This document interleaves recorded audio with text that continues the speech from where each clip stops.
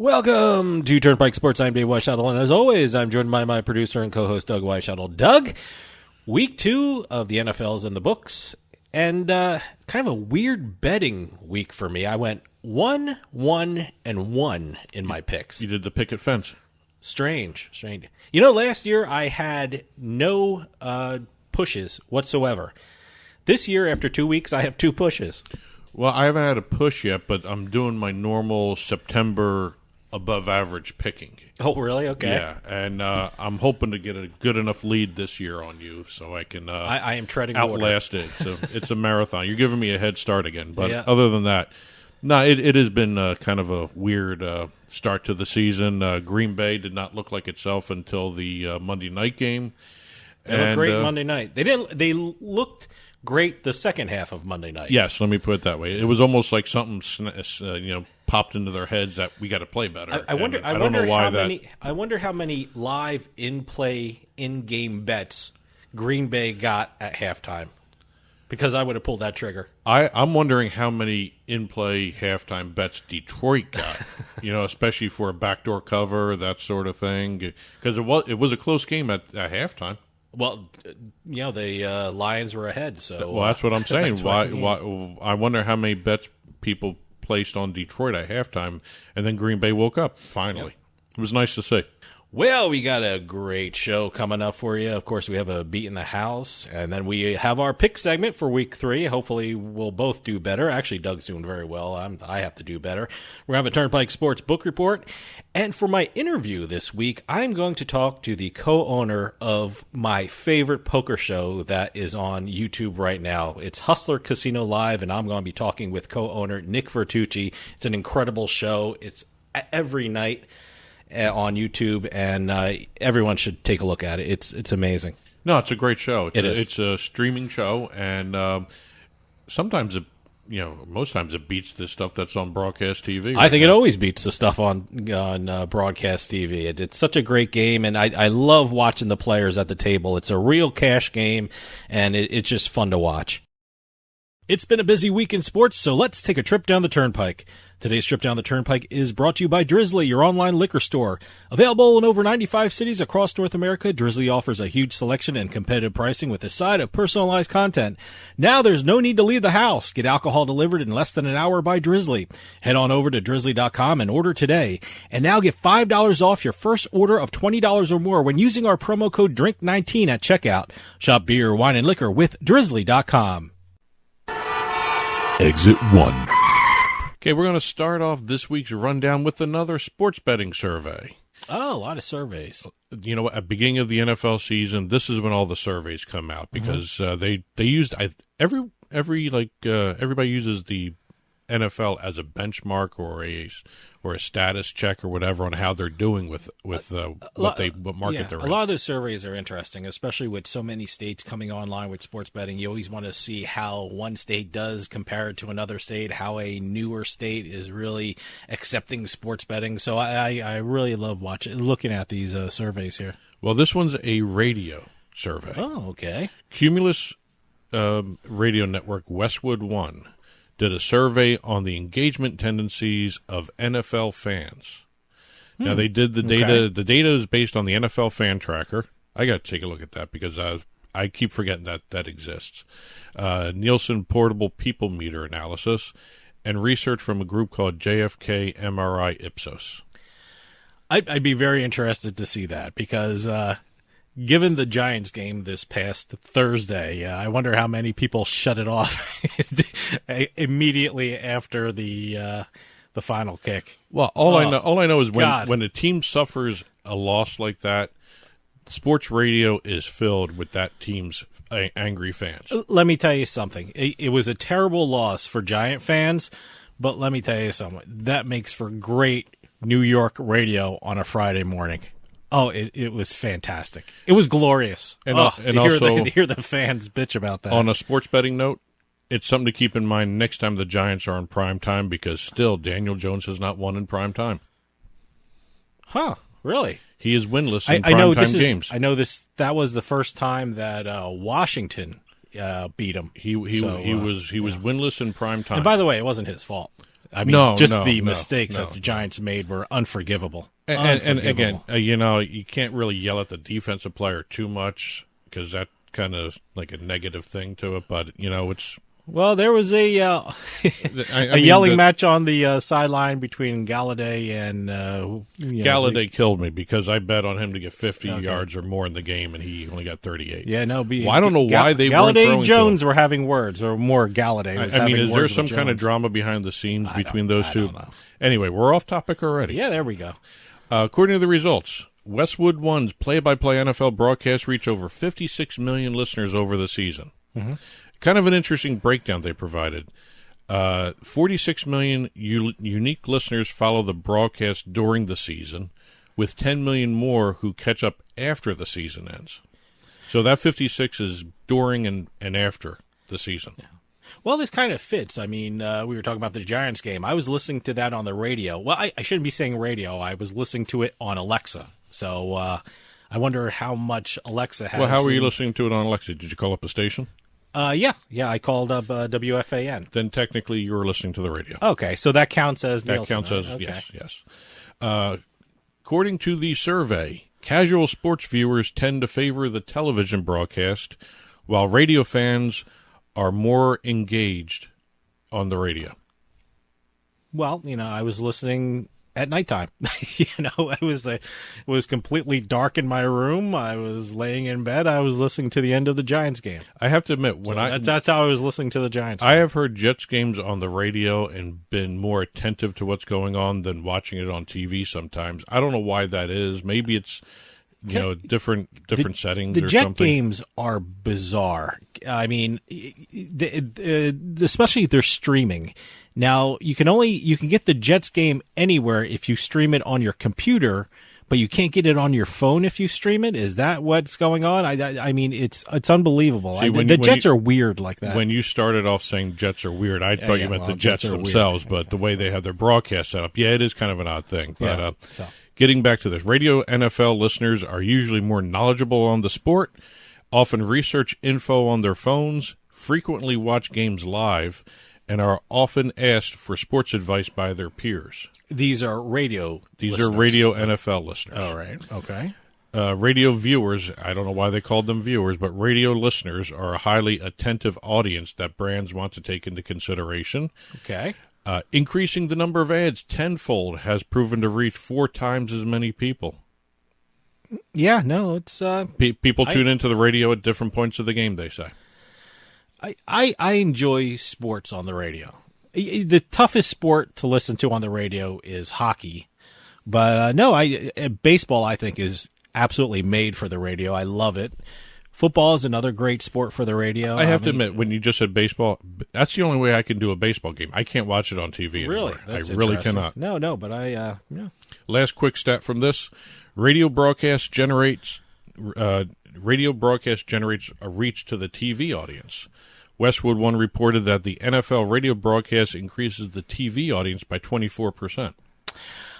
I will tell you, if something is happening on the radio, on the TV. I have an urge to flip on the TV to actually see what's going on. But I just thought that was happens. Yeah, it was a different type of survey. Yeah, no, I like it. It's actually one I can get my head around a little bit better than some of the other ones because of we're in the business of the radio and TV stuff. So yeah. Cumulus always has some really good statistics to back up what they're doing on the air. Exit 2.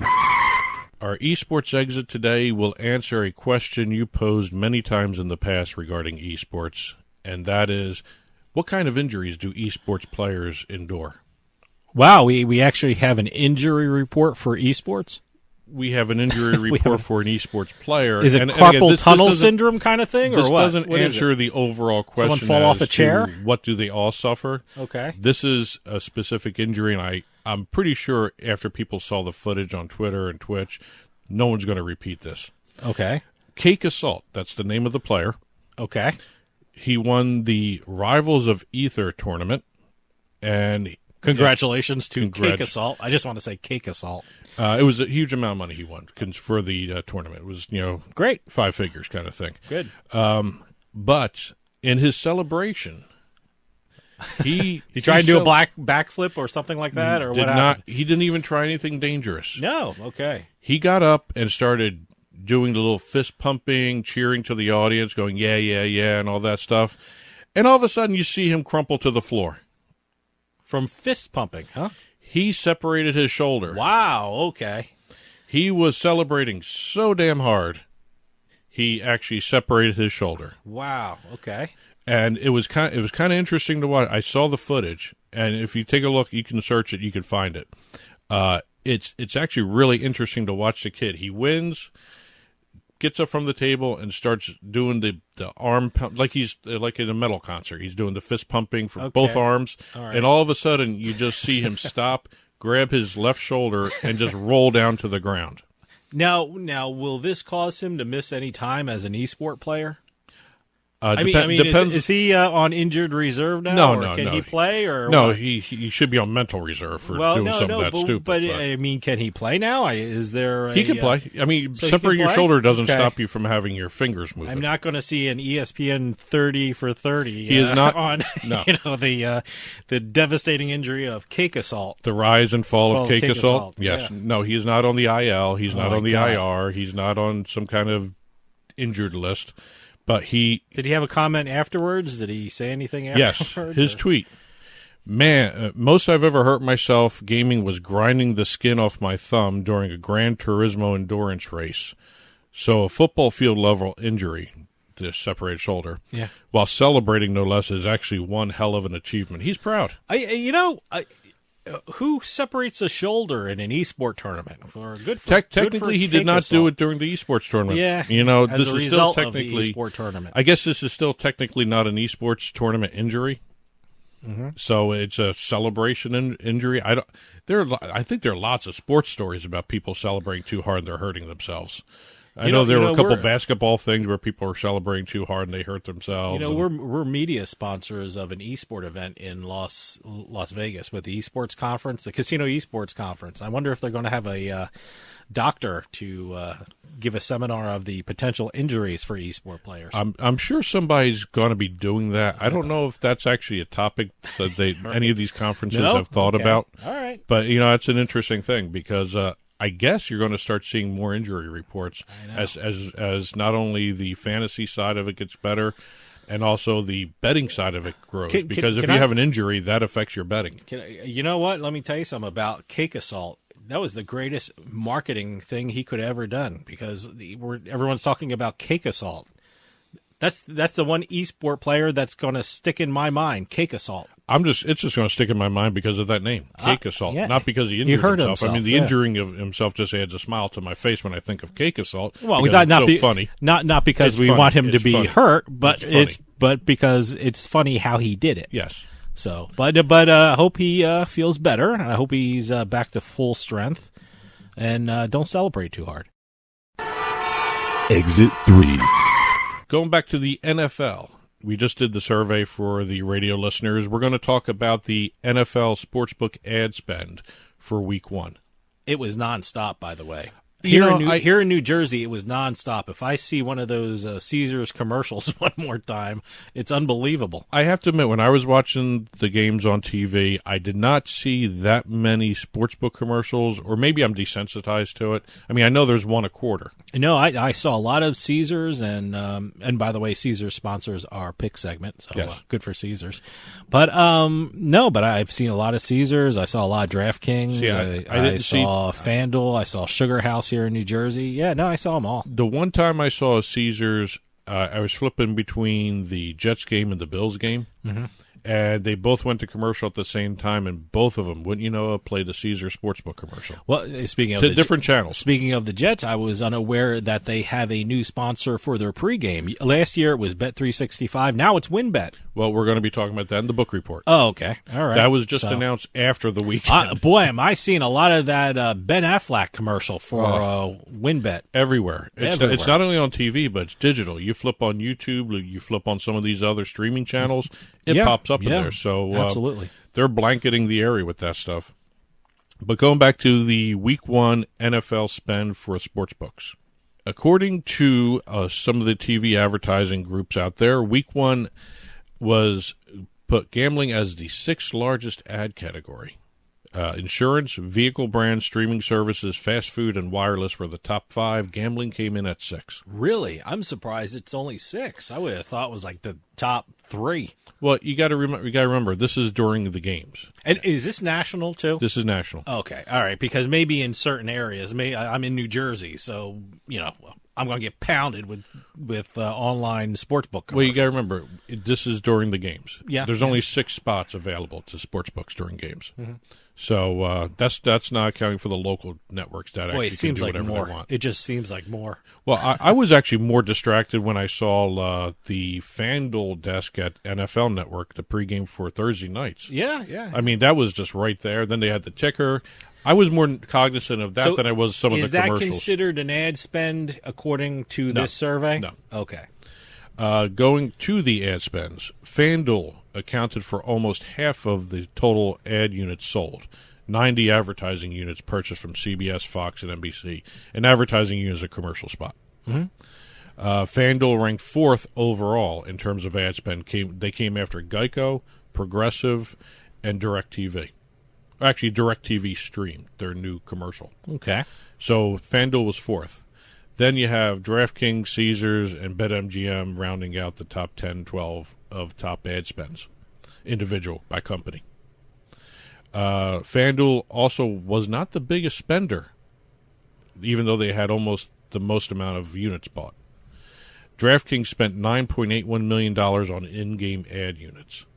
FanDuel spent just over $5 million. Caesars spent $3.84 million. BetMGM came in 4th with $2.7 million for 9 units bought. The only 2 sports books that did not purchase time in Week 1 was WynnBET and PointsBet. Really? Did not see any of their commercials. Well, I noticed that right away. Well, I didn't see. Well, I'm seeing the WynnBET commercial everywhere with Ben Affleck. So maybe I didn't see him during the game, but like I said, I saw him before the game. You can't see him in pregame. No, according to the NFL, they can't have a pregame commercial. It's only one spot pregame, but one spot halftime, I and saw 4 in the WynnBET quarter. sponsor the pregame show for the Jets. Well, that's not different. considered advertising. That's not considered. Okay, that's not considered the game WynnBET, advertising. Okay, but that's WynnBET was all over. They had their presence felt in New York and New Jersey. You're confusing the local spend versus the NFL spend. Okay. NFL only has 6 spots allowed. Okay. So you're only going to see 6 commercials during an NFL broadcast. So the national broadcast. So my view is kind of skewed because I'm seeing it maybe all around the game. Right, but exactly. Not in the game. If you're looking at the but local, it's everywhere. Let me tell you something. If you're looking at the local pregame shows, all of them are sponsored by a sports book. It's ridiculous. Philly's got one. New York Giants have one. The Jets have one. I think the Ravens have them. All the local teams where they're in a legal sports betting market will have a sports book sponsoring their pregame. Yeah. And also now we're seeing some stuff in stadium too. And we can talk about that in the book report as well because we got a couple deals for that as well. Let's see. The one thing that stood out. First of all, if Week 1 spending continues the way it is, the NFL is going to receive around $400 million from the gambling space advertising this season. Wow. $400 million. But this was pointed out. It was kind of an interesting point to make. Even though ESPN is looking to sell its brand to a sports book, they did not air any sports betting commercials during the Thursday night game. Really? Okay. The Raiders-Ravens game, Monday night. Oh, okay. Monday night. I'm sorry, the Monday night game, Ravens-Raiders. Did not air a single sportsbook ad. Okay. So that was kind of interesting. Which was interesting. It was in Vegas. Yeah. So. Exit 4. And last but not least, since we're talking sports betting, we might as well talk sports betting taxes. Ah, okay. Hey, didn't we get email from people or direct messaging you about, hey, how much taxes do I have to spend on my bets and things like that? Yeah, and a couple of them were getting everything confused, too. Yeah, You know, because when we tweet out stories about tax rates and everything for the sports betting deals between operators and the state, we're talking about what the operators pay to the state, not what a player pays to the state.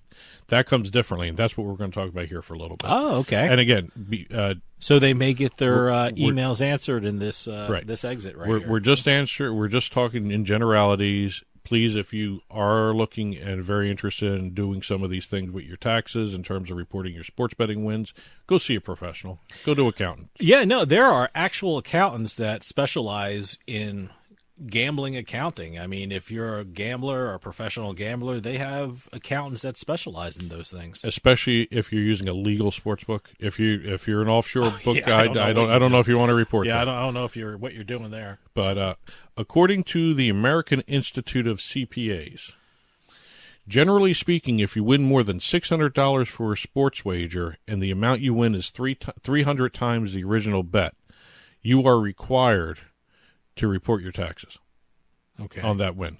And also the payer, the sports book paying it out, is required to withhold 24% of your winnings for federal taxes. Oh, okay. So you're not going to get your full amount if the sports book is doing their job in terms of the finance side. You're going to be less 24%. I would think some of these guys who win big, especially in the retail sports books, I'm sure there's some tax forms they have to fill out before they collect. Well, there's tax forms not only for sports betting, but also when you win at fantasy sports, too. Okay. I mean, this applies to both. Yeah. There's also the form W2G that you might receive from whoever's paying you your winnings. Okay. That's the form they give to you to report your taxes. Yep. Also, fantasy sports players who win more than $600, you might receive a Form 1099 miscellaneous or 1099-K, depending on how the money is paid out. Now, you can do this online too. There's the forms are online too. The forms are online, all that stuff.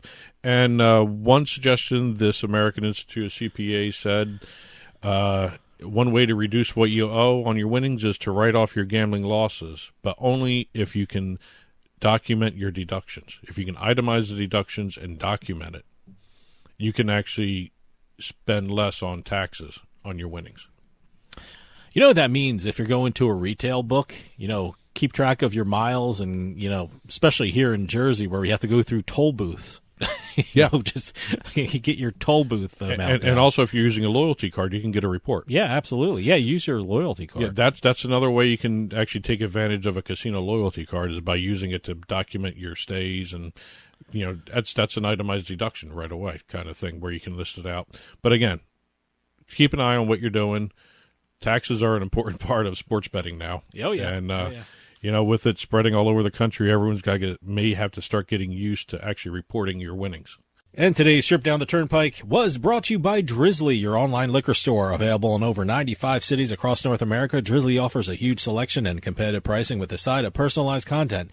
Now there's no need to leave the house. Get alcohol delivered in less than an hour by Drizzly. Head on over to drizzly.com and order today. And now get $5 off your first order of $20 or more when using our promo code DRINK19 at checkout. Shop beer, wine, and liquor with drizzly.com. And as always, you can get in touch with Turnpike Sports by calling or texting us at 609-512-5910. That's 609-512-5910. At Turnpike Sports is the show's handle on Facebook and Twitter. At Turnpike Sports Radio is our handle on Instagram. And as always, our email address is info@turnpikesportsradio.com. And don't forget, you can listen to the show via Spotify, Amazon Music, iTunes, radio.com mobile app, as well as Stitcher and YouTube. You can also watch us on your smart TV, Roku, Amazon Fire, Apple TV. Head on over to turnpikesports.net. You'll be able to watch our video channel there. Got a great show coming up for you. We got a Beatin The House segment, and also we have a Turnpike Sports book report. But coming up next, I'm going to talk with the co-owner of my favorite poker show, Hustler Casino Live. That's right. We're going to have co-owner Nick Vertucci coming on to talk all about it. So stick around. We'll be right back with more Turnpike Sports.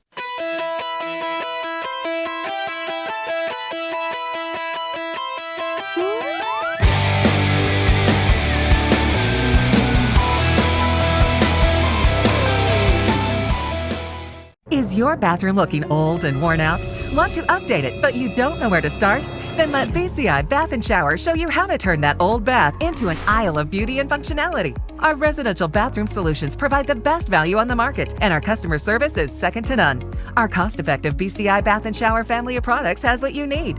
Remodeling our bathroom was a big decision for us. They didn't make a mess out of our house at all. And at the end of the day, we had a beautiful new bathroom. And it was a great experience the whole way through. We have the best monthly payment programs in the industry with payments as low as $68 per month or no interest, no payments for 18 months. For a limited time, be one of the first 100 callers who schedule a free in-home consultation and receive $500 off. Call 1-800-594-9530, 1-800-594-9530. Factory-trained and certified installers made in the USA and discounts for seniors and military. BCI Bath and Shower, the leader in affordable bathroom products.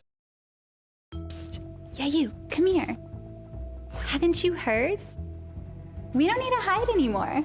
Now, we can shop privately for adult products at adamandeve.com. They've got massage oils, lingerie, and lots more we can't mention here. Use offer code SPICE404. They'll give you 50% off almost any one item, 3 free DVDs, free mystery gift, and free shipping. That's 50% off, free shipping, and more. Private shopping starts at adamandeve.com. Today's trip down the Turnpike is brought to you by Drizzly, your online liquor store. Available in over 95 cities across North America, Drizzly offers a huge selection and competitive pricing with a side of personalized content. Now there's no need to leave the house. Get alcohol delivered in less than an hour by Drizzly. Head on over to drizzly.com and order today. And now get $5 off your first order of $20 or more when using promo code DRINK19 at checkout. Shop beer, wine, and liquor with drizzly.com. I owed the IRS $10,000. The IRS garnished my wages. They put a lien on my house. I'm self-employed and didn't report all my income. They claim I owe a lot more than I do. The IRS is the most powerful collection agency in the world. They do not give up until you pay. I couldn't sleep. We were being audited. I called Tax Solutions Now, and a great big weight was lifted off my shoulders. I called Tax Solutions Now, and they got the IRS off my back. Tax Solutions Now had my wage garnishment lifted in 48 hours. Tax Solutions Now can get you help. Our agents know the rules, can stop the pain, and get you the best deal. Tax Solutions Now saved my business. I qualified for the Fresh Start program. I paid less than I owed. We connect you with a team of former IRS agents and tax professionals who get the IRS off your back. Time is running out. Call Tax Solutions now. Call 800-297-9788. 800-297-9788.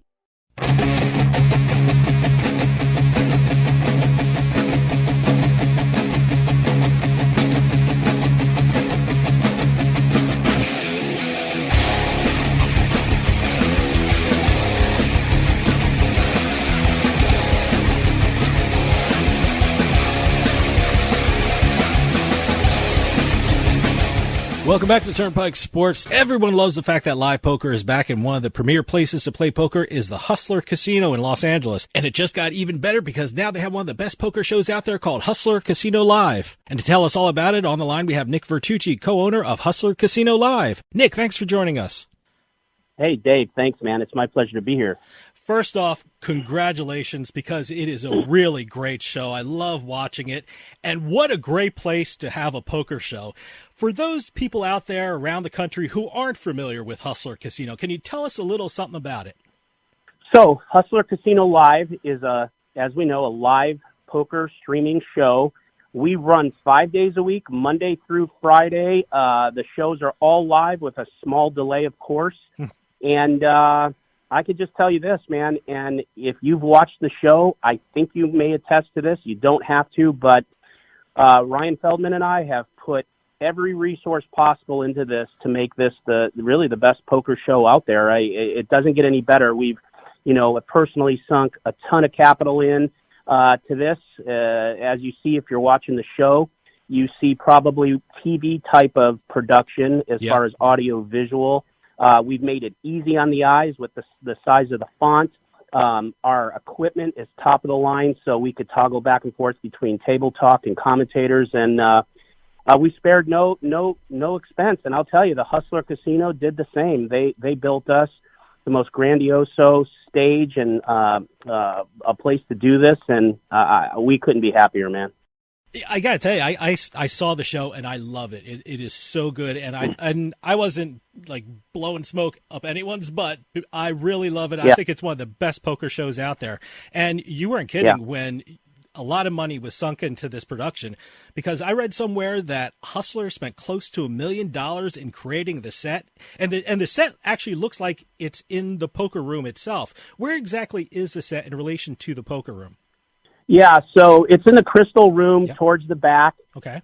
They dedicated a big chunk of area, and yes, between the Hustler Casino and ourselves, myself, we're close to the numbers you talked. I've personally put hundreds of thousands of dollars into this production. Our control room looks like if you walked into NASA. I mean, we didn't spare any costs.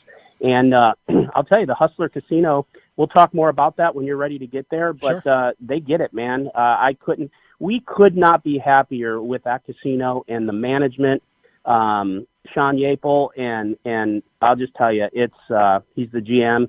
It's been surreal, man. And, I'll tell you, we have literally our biggest problem right now is everyone wants to play the show. I mean, we've gotten to the point to where, I'm having a tough time getting a seat in this, and I built this damn thing because, I want to play poker, and I want to do it, with the best around. So, tonight we have Mike Mattisau playing. Wow. Last Friday we had Magic Antonio Esfandiari.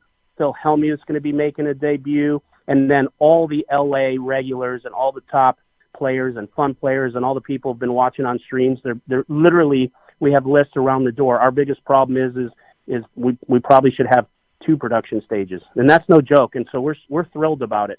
I love the fact that it feels like an authentic poker game, because, you see the poker room staff, you see waitresses taking orders. I mean, it's not in front of an audience. You're not set up there in a stage and just an audience watching you. It's an actual poker game in a poker room. I mean, was that the plan of how you wanted to present the show? Well, a combination of that. So we've actually had a lot of internal debates about this because, the actual production of it, we wanted to protect a little bit from that because if, again, not mentioning any names, if you watch other poker shows, they're very low quality and there's so much going on around it that it's actually distracting, and we wanted to be careful with it. So we've come to a happy medium where, the players, yes, man, it's a real poker game. I mean, there's a lot of blood at those tables. That's real money. And these are players competing at the highest level and the highest stakes. But, it's at times a 6-hour stream, and if we go in overtime more. So they're going to eat at the table. We tell them to make sure to turn around, not bring the food to the table. We have 1 or 2 people dedicated to the show that as soon as things are done, we pick them up and get them out of there and make the production look. So, again, we toggled with doing a full TV type of production with none of that. But it's just 5 days a week, man. It just doesn't work, and players want to be able to relax and eat and do all that. Yeah. So we're just trying to make the production look the best we can, and with the real feel of an actual poker game. I mean, we're right in the middle of a casino. We're just up on a stage and kind of a big glass aquarium, if you will. But man, we got down below. There's 10, 15 tables of people playing and waitresses and the hustlers doing their thing. So it couldn't be a better setup. How did this evolve? I mean, how did you and Hustler Casino get together on this project? So how this happened is this. My partner, Ryan Feldman, was part of Live at the Bike, the stream Live at the Bike. He became a partner. I don't remember what year it was, but he single-handedly, and this is no joke, he single-handedly brought that show from the grave to where it was right before he left, with top viewership, one of the top streams out there. And what happened was he had 3 or 4 partners. I'm just going to talk straight. They just weren't on board with investing money into the show. If you look at the show, you could tell, and I'll get to how this happened. I was a player on the show maybe 3 years ago or so. I played every big high-stakes Friday game. I played the Tuesday. I basically, I don't want to say helped build the show, but I was a mainstay there. Ryan and I became friends. And me being a businessman my whole life, I've owned businesses my whole life, I'd look around and I'd be like, as we became closer, and I'm like, hey, Ryan, why don't you guys monetize this? why don't you do that? Like, why are you allowing this? And like, there were so many things. And as he gained, trust in me, he's like, Nick, I just have partners that won't do it. They won't invest in the show. They won't do this. They won't do that. They won't grow. And so he got more disgruntled, and he came to me and said, what would you do? And I said, Ryan, I don't know, man. I mean, you got to follow what you think's right for you. And I'll tell you, he flat walked away from that partnership without any gig, without anything else. He just knew that's not where he wanted to go. And then after that, shortly when Ryan stepped out of that, I started getting a little bit, I don't want to say hassle, but like I played every show. I was good for the show. And I started, I wouldn't say struggling to get a seat, but there was a few times I couldn't get one. And then they got paranoid and thought I was trying to do something with Ryan, which I wasn't at the time, and benched me and all this. And then I just kind of said, you know what, I'm kind of done with these guys too. Ryan came to me and he's like, let's get a show. And I said, dude, I'm at the stage of my life where I love poker and I've run all these businesses and I can kind of do what I want now. So let's do it. We went around to every single casino. We almost had one at one of the LA casinos. But I will tell you, and this is going to be a shout out to Sean Yapel and the management at Hustler. They didn't get it at the other places. They really didn't understand the power in this for their casino and for their business. Ryan posted something on Twitter, and the GM, Sean Yapel, contacted him. And he's like, hey, why don't you talk to me? Why don't you come talk? We went in there. We had a meeting. Sean, I think, said this in an interview. Within 5 minutes, we both knew we were going to work together. There has never been one hiccup since. We drew up a 2-year agreement. We agreed, and we went to work. And it took us about a year or so to get this thing built, done, production, tested, and the rest is kind of going to be history, man. I mean, that's how it happened. The production is great, and it's streamed on YouTube, but it's produced like a television show. I want to ask Exactly. you, you were talking about how you got together with Hustler. Was the concept you pitched eventually what we see on the screen, or did it evolve from when you first pitched it to when it first got filmed? No, this was, of course, things evolved, but This was our vision. Ryan and I made a decision that we were going to be in the red as long as we needed to be with this. I personally sunk in over $250,000 into this production and all the equipment and everything else that goes with it. We've put together a staff that probably should be put together later as you're really gaining momentum, but we did it now. Our goal was to build a TV type production stream, the quality of that, with the feel of a stream, and to give it away for free, which we could talk about in a second. So this really was our goal, and we made a commitment to do that, because the other option is to put in a minimal amount, grow, make some revenue, and then build it as you go. But we didn't want to do that. We wanted to come out of the gate hot. We wanted to be the best in the business. And quite frankly, even though we're only like 8 or 10 shows in, we are. A lot of us here over at the radio show watching the show, and we think it's great. I mean, when you say production, I was thinking the camera angles are perfect. There are cameras that cover the entire table and actually what the players are holding. We have a question. Everyone was thinking this.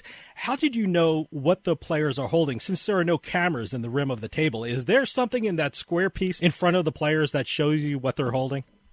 Yes. So okay, good. In the table, mystery solved. There we go. There's sensors in the table, okay. RFID sensors that read the cards that probably are like $150 a piece per deck. We have a ton of them. So that's just, again, people don't understand what goes into this. They're very expensive. Yeah, I know. To put that inside the cards and still have the cards be as thin as they are. So that is reading the cards. The table is reading the cards, and it's going right to production. One of the other parts of the YouTube broadcast I noticed was the chat and comments running on the screen during the stream. Yeah. Is that one of the great things about being broadcast on YouTube, the instant feedback you're getting from the audience? Well, here's the thing. Yeah, I mean, and you got to understand this about the chat. There's a term in poker called trolling, right? You control at the table, you control in the chat. These folks that are watching, which, by the way, we hit over 3,000 watching the other day, which is amazing for only a handful of shows in. They love this. Okay, they can't get enough of it. They love trolling positive. you get half the people telling you how great you are, the other half of people telling you what a donkey you are. They talk about literally the sauce you're putting on your food as you're eating it. Like, they love every aspect of this. And yeah, we're getting a ton of feedback too. These guys and gals love it because, we made the font bigger for the cards. People could see it. It's crisp. We got the best players. And again, like you said, we put in so much with our cameras. We have cameras, so many cameras in that room. Oh, and great. We have a wandering camera too with someone that no one's ever done. Now, it's funny because just recently we've seen the other place starting to do that, which good. They should have done it a long time ago. But we have angles that no one's had before because of what we put into this and what we knew people want to see. I mean, I watch these poker shows myself, and I'm going to be honest with you. There's some of them I can only watch 5 or 10 minutes, and I just can't. And I'm not just saying this. I can't take it because I can't see the font. Maybe I'm old, I don't know, but I can't see it that good. The audio, it's hard to hear what's going on. Everyone's talking over everyone. And then honestly, at some point, I just turn it off. I come from the days of watching, the first poker shows, High Stakes Poker with Doyle and those guys. It was fun to watch. Mm-hmm. But then, the streaming stuff, it's hard to find good quality and to be able to watch a 6-hour show. It's really hard. Well, let me tell you something. I've seen a bunch of the episodes, and on every show, I really enjoyed how the players interact with one another at the table. I just love the feeling and the vibe of the table. So you have to explain to me, a guy who's sitting here in New Jersey, is that a snapshot of the L.A. poker scene? That is the L.A. poker scene. Wow. We are L.A. poker. This is what you're going to see in L.A. And again, when you're building a stream, you have to be, and this is something I'm decent at, I'm good at it, but Ryan Feldman is the best in the business. The guy can put together a show or a poker game like no other because you have to take things into consideration. If you're just a GTO knit with sunglasses and a hoodie, you're not getting on the show because people watch a show for many things. They want to see action, they want to see big pots, big hands, and they want personalities. And so the people that play on our shows, they may not be Phil Hellmuth, Mike Nadeau, and Antonio, but these people know the players. We've made personalities out of them. They want to hear, like me and Garrett. Garrett and I, for years, have been playing, and we have a lot of banter and a lot of inside stuff. And so a lot of times the people watching, they want to hear that. And this is what happens. Even if that camera's off, that's what's happening. Tell us about some of the players that we're going to see on the show. Sure. So one that I just mentioned, Garrett Adelstein, top player in LA, brings probably more action than anyone to the game. If you have $100K on the table, he puts 200 on the table. He always wants to be big stack. He's a great personality. He loves to talk and have a good time. He plays poker for a living. He's a professional, but he also plays because he loves it. And he's a fan favorite. We have Andy, the silent assassin, Andy Stacks, who has been playing and has a ton more personality coming out in him. And even when he never said a word, they still loved him because he creates action. He's been involved in the biggest pots on stream in the past. And then it just goes on and on from there. I mean, we have all these other regulars that play, like Chris, they call him Ludacris. Mm-hmm. Great player. But when the stream camera turns on, he goes mental. And a lot of these guys too. And that's the beauty about the stream. Literally, people are calling, maybe a little over calling because they don't want to be bluffed. They're bluffing because they want to bluff on stream. It creates so much buzz and action, and it's just amazing. Well, how are the players chosen for each episode? I'm sure you're going to get a lot of requests from a lot of players who want to go onto the show. How do you sift through the players that will be put on each episode? Personality, action, good for the game, fun player, and someone that you're going to want to tune in for 6 hours and watch play. And so we take that formula. Like you said, we have long lists of people now that want to play. Ryan and I have been contacted by more people in the poker industry than ever since this thing started, congratulating us, telling us how amazing it is, and wanting a seat. Literally just an inside look at Ryan and I. So I play probably 2, 3, 4 times a week. I call me semi-retired. I've owned and run businesses for years, always been an entrepreneur. And so I built this business because I love poker. And I'm finally at the stage in my life where I just want to do exactly what I love. And Ryan, he's like, hey, man, I got 6 other people that want to play Tuesday, and they're so amazing for the game. Like, do you really want to play? And I'm like, hey, I'm playing. You know what I'm saying? Like, I built this thing to play. And so, like, on Friday this week, it's going to be one of the most amazing games, and I'm probably going to sit out. But I'm going to go sit in the commentator's booth with, Norman Chad from the World Series of Poker. Sure. He will be commentating Friday. I'm going to sit in with him and let him do his thing and maybe just say a couple words here and there and just watch the game. And if the seat opens, I'll get in. But, I'm having a tough time getting in the game too. And we pick players that just are going to be good to watch on a stream. They create action, they build big pots, and they go crazy. And they're fun to listen to. That's how we pick. One of the great things about the show, though, is also it's not just Texas Hold'em. One of the episodes I watched was Pot Limit Omaha. That was being played, and I never see that being streamed or being played on TV at all. Tell us about the variety of games that you're going to show people on the show. Well, you're going to see No Limit Hold'em as the main staple, and you're going to see some PLO, like you mentioned. The thing about PLO is this, man. It's a little harder to track on stream, but the fans love it.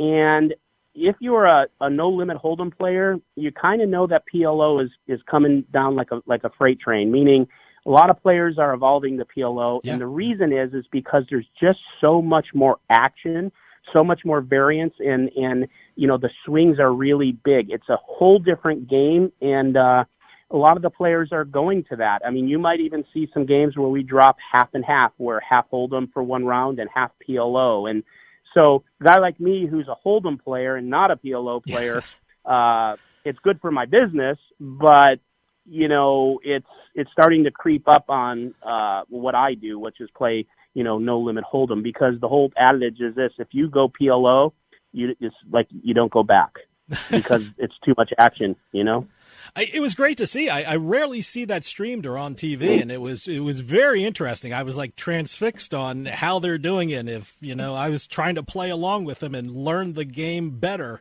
through watching your stream. But let me ask you: you mentioned Norman Chad and people like that. Tell me a little bit about the different commentators we're going to hear over the course of the show. So there's a gentleman named DGAF. That's his moniker he uses. He's very well known in the industry. He has a podcast. We have Tuckman, who is really popular. He's been commentating. We have Bart Hansen, who's one of the best in the business. He runs his own Crush Live Poker, which he teaches and does classes, and so he's a very good commentator. And, we either have one commentator or two, and if we run two, we usually have someone like, Bart, who's very analytical and will give you the breakdown, and, Tuck, who will bring some fun to the game too. So, but it's and then again, of course, Norman Chad's a legend, and he will be there Friday. And Lon McCarran, his partner, is interested in coming down. We just, like I said, even with our commentators, everyone wants to be part of it because they see the quality and they understand the momentum of this. But the commentators are very important because they have to understand the stream. Like even myself, when I go in that booth Friday, they want to hear the players. They want to hear Garrett and somebody interact in a hand. They want to hear somebody tilting and steaming. So the commentators have to be aware that they need to give information and be informational, but sometimes they need to shut up. And every one of them we work with are pros, and they know it. I have to tell you, from a guy in New Jersey who has predominantly played online for the last year, watching the show was strangely comforting. I mean, I saw a crowded poker room, players talking at the tables, ordering beers and buying shots. It was really great to see. What has been the reaction from the viewers about the show?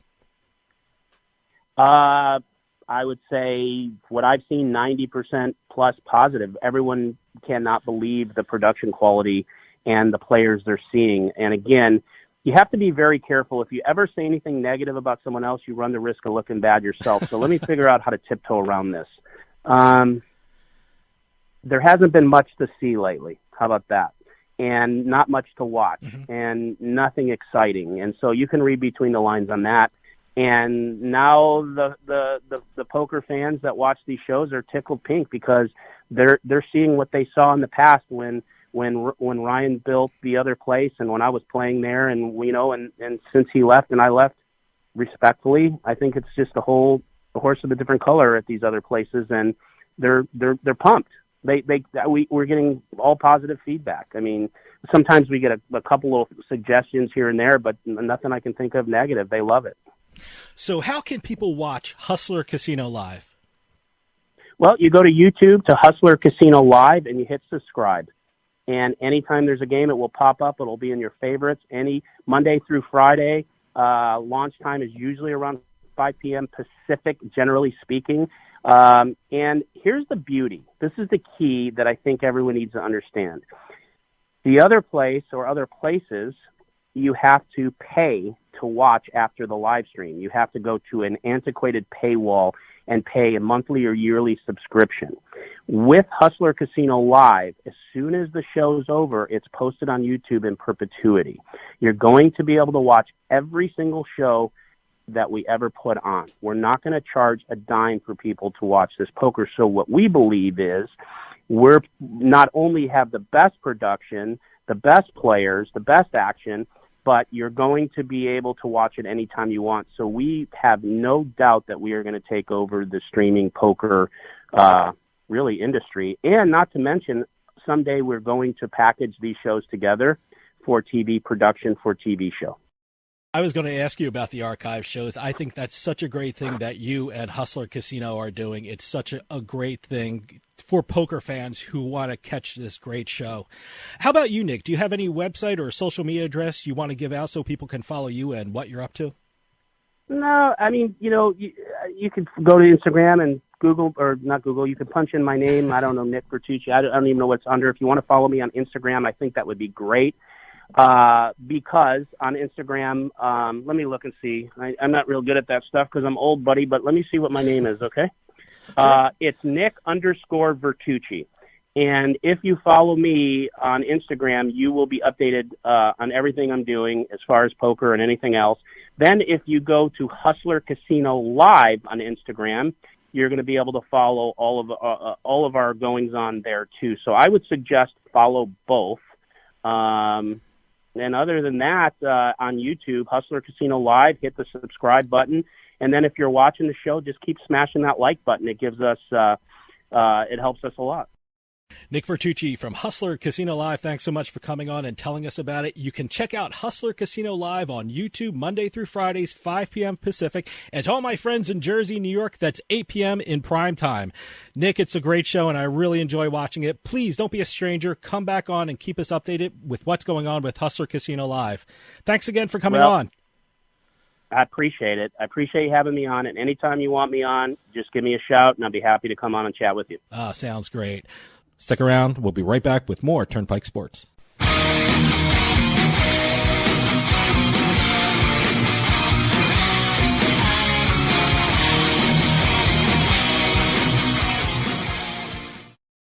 We'll get back to the show in a few moments, but I just wanted to take some time and tell everyone about Bean Genius, the smart specialty coffee subscription service.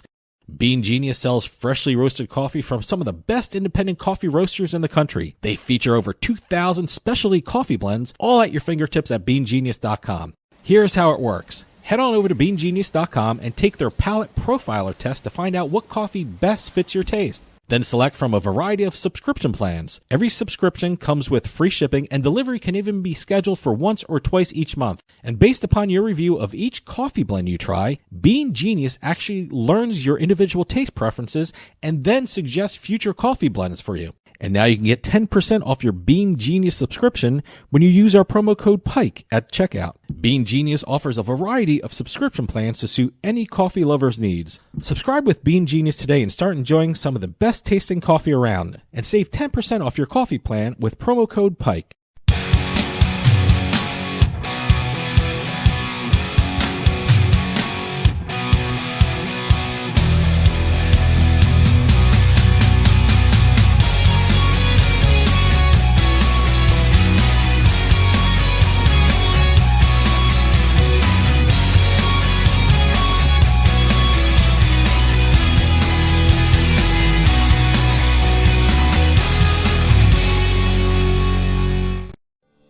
Attention seniors with Medicare. This is an important announcement. Did you know you may qualify for a monthly Social Security rebate? Did you know you may qualify for a $0 monthly premium? That's right. You may qualify to get $135 added back to your Social Security check each month. Just call the Medicare Benefits line to get your options. It's a free call. You may also qualify for $0 premiums, dental coverage, vision coverage, hearing coverage, and prescription drug coverage. With this type of plan, you don't need Medicare supplement insurance. Call now because you deserve to get the most from your Medicare benefits, including a rebate to your Social Security check each month. Agents are standing by with free information regarding Medicare benefits. It's a free call with no obligation, but it could mean big savings for you. Call the Medicare Benefits line now to see if you're eligible for a Social Security rebate. Call 800-574-6770. 800-574-6770. Psst. Yeah, you. Come here. Haven't you heard? We don't need to hide anymore. Now, we can shop privately for adult products at adamandeve.com. They've got massage oils, lingerie, and lots more we can't mention here. Use offer code SPICE404. They'll give you 50% off almost any one item, 3 free DVDs, free mystery gift, and free shipping. That's 50% off, free shipping, and more. Private shopping starts. It's a casino. People gotta win sometime. Now, if you'll excuse me, I have a giant, colorful check to deposit. Beatin The House is brought to you by BetMGM Casino. Play your favorite casino games at BetMGM Online Casino. Slots, table games, live dealer games, everything you love about Atlantic City and Vegas, all online at BetMGM. Don't wait. Join in the fun now. Go to BetMGM Casino, create an account using our promo code Turnpike, and become a verified player. New players get $25 free when signing up, plus a first deposit bonus up to $1,000. That's promo code Turnpike at BetMGM.com for a 100% deposit match up to $1,000 plus $25 free. Grab a lion's share of the fun at BetMGM.com. Must be 21 years or older to place a bet. Terms and conditions apply. Gambling problem? Call 1-800-GAMBLER. And welcome to another edition of Beatin the House, where we celebrate the casino wins, the sports betting wins, the bad beats, the lottery wins. Basically, if you've won it, we're going to talk about it. I don't know if we're talking about because I haven't seen the notes yet, but there was another bad beat in the Stations Casino, which is like the bad beat heaven, I guess. Well, let's talk about that because I have it in the notes. All right. I knew it was going to happen because it just hit the news. The Stations Casino Jumbo Hold'em Poker Bad Beat Progressive hit at Boulder Station just recently. This is actually the second Jumbo Hold'em Bad Beat Progressive we've talked about with the Stations Casinos. I can't remember where the first one was, but it was a couple weeks ago. So it's happened a couple times since we've started talking about these. Let me tell you something. When I hear bad beat, I automatically think of the Stations because, boy, every time in the news anyone hits a big bad beat jackpot, it's usually the Stations. 9 times out of 10, it's the Stations Casino in Vegas. Well, this one was a total payout of $230,971. Yeah, that's incredible. That's great. Losing hand was quad aces, and the winning hand was a royal flush. Ooh. Wow. So the losing hand, which was actually the winning hand in this situation, the losing hand won $34,646, and the winning hand won $23,097. Okay. All players at the table won $11,500. That's a good haul. Wow. For not being involved in that one directly. And 108 poker guests across all Stations Casinos poker rooms playing at the time of the jackpot won $1,497 each. That's the great thing about the Stations bad beat. It's not only the people at the table sharing it, not only do the people sharing it that were actually in that poker room, but the people sharing it playing in all Stations poker rooms across the city, I guess, sharing that, which is great. I guess the key now is if you're not playing in the bad beat progressive jackpot stakes game that they're playing because it's certain games. Mm-hmm. If you're a poker guest at a Stations Casino, you gotta hope to be playing at the lowest trafficked amount. You know, when there's the least number of players. Would you love to hear that announcement in the poker room? Someone across town at a Stations got the bad beat jackpot, and guess what? You all sharing it. Well, the 108, what an announcement that is. The total of 108 players across all the poker rooms took a share of $162,000. So if it was a lower number of players playing, that share would go up. Yeah. And all the poker rooms. It was Red Rock, Santa Fe, and Boulder Station. Great. They have 3 poker rooms, so they all took care of their players there with that bad beat jackpot, which is actually pretty cool. It's always good seeing that. Going over to the Cannery over in North Las Vegas. We have a Las Vegas woman hitting a $1 million jackpot while playing a slot machine at the Cannery. Okay. Wished to remain anonymous and was playing a Buffalo Grand machine. Now, that's one of those really huge machines with the big buffalo on it, right? Exactly. They're the first machines I always see walking onto a gaming floor. She was playing at 2:20 a.m. and made a $3.75 bet, hit the progressive jackpot for $1,024,000. Wow. Second major Buffalo jackpot at a Boyd Gaming property this summer. July 15th, I think we talked about this guy. Visitor from Hawaii hit the progressive on the Buffalo Inferno machine for just under $646,000. Wow. That was a $15 bet at the Fremont. So the Buffalo machines always do good payouts, especially the progressive sides of those. I always like seeing those because you're right. When you first walk in, a lot of times they're stationed. They have a bank of them stationed right when you walk onto the casino floor. Well, they're huge too. I mean, they have a huge cabinet. Yeah, so you can't help but see them. Going over to, we're going to stay in Las Vegas with the Green Valley Ranch. Slots player won $116,000 on a progressive jackpot on a $6 bet on the Super Lock slot machine. I've never heard of that. That's another one that it's a multi-reel kind of thing where, there's so many different machines out there. Yeah, I'm learning. I'm getting an education doing this by knowing what this is. I write them down so I can check them out online. I have to. What is this one again? This is the Super Lock slot machine. All right, I'll check it out. Staying with the station's casinos here, we have Palace Station in Las Vegas. We have a lucky local placing a $125 bet and hitting a $100,000 jackpot on bonus poker. That's a video poker game. Mm-hmm. Going back to Green Valley Ranch because we now have our first bingo winner. Bingo, all right. On the 53rd and final number, someone got to scream bingo. A guest at the Green Valley Ranch won $255,000 after covering his card during the Jumbo Bingo game. Wow.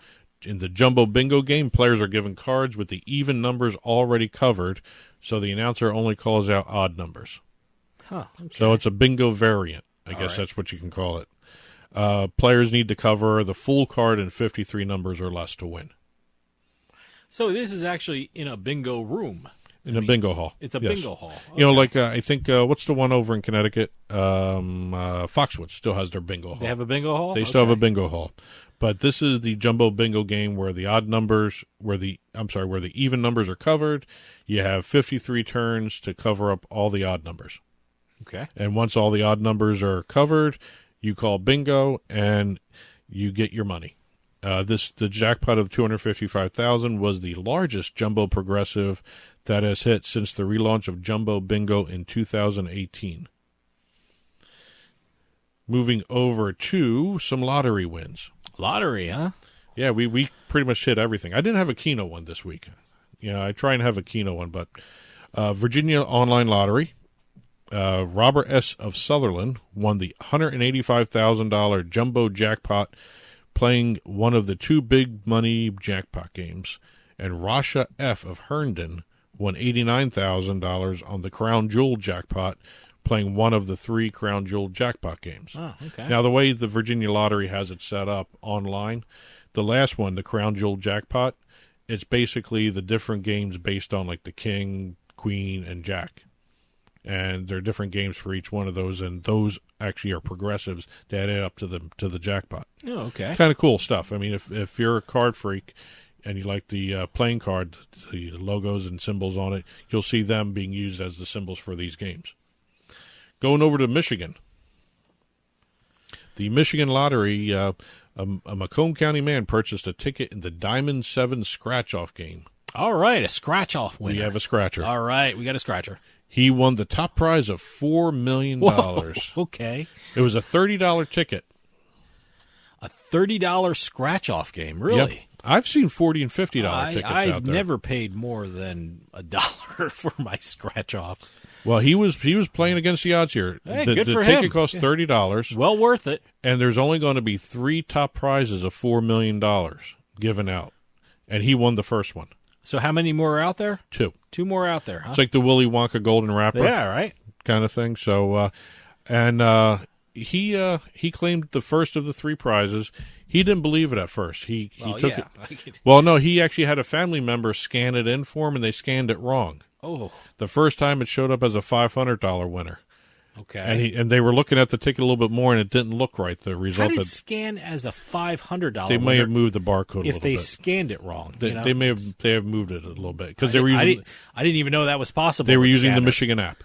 Okay, all right, but which allows you to scan the ticket. They scanned it again, and it registered as the $4 million winner. Okay. As a matter of fact, he didn't know how much he won. That's when you stop scanning it. When you hit $4 million, okay, don't stop scanning it. He didn't know he won $4 million. Wow. He got a notice saying, report claim to lottery office. Wow. Okay. So he didn't know how much it was until he got to the lottery office, and there he won his $4 million winnings there. Wow. Good for him.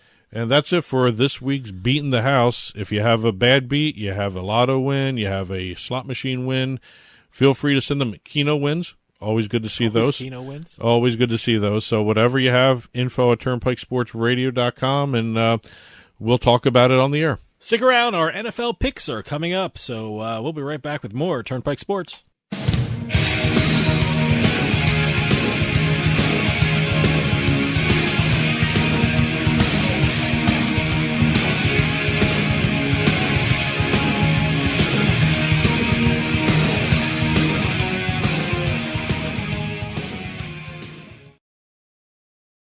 Now that we're home more than ever, we need to feel safe. Call it a sign of the times or the world we now live in. What do you want to keep safe? The people in your life? What do you want to protect? Your possessions, the things that belong to you, the things that you've worked hard for. Wouldn't it be nice to have tested, trusted 24/7 protection? Peace of mind, real protection that's always there for you and your whole family? Well, now you can with one of our state-of-the-art home security systems. Everyone thinks their home is safe until the unexpected happens. Help protect your home and loved ones today with the affordable next generation in home security. To help keep your family and property safe, call 1-800-520-4068 now. Representatives are standing by to assist you. That's 1-800-250-4068. 1-800-520-4068.